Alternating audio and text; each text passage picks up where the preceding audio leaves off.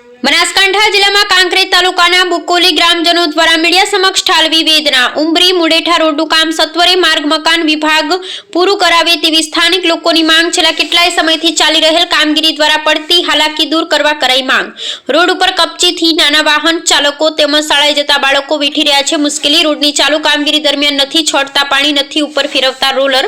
બુકોલી ગ્રામજનો કહી રહ્યા હતા કે ધૂળ જેવી ડમરીઓ ઉડવાથી સ્થાનિક પ્રજા થઈ રહી છે ભયભીત। અહેવાલ રામજીભાઈ રાયગોર, કાંકરેજ, બનાસકાંઠા।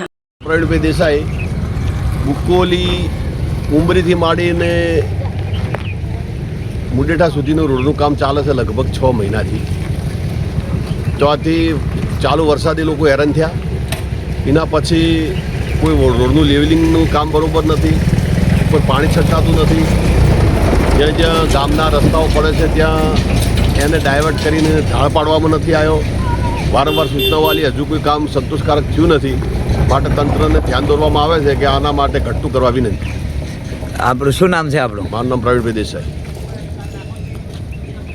હોદ્દો શું ધરાવો છો? હોદ્દો માજી સરપંચ। અશ્વિનભાઈ શાહ, બુકોલી।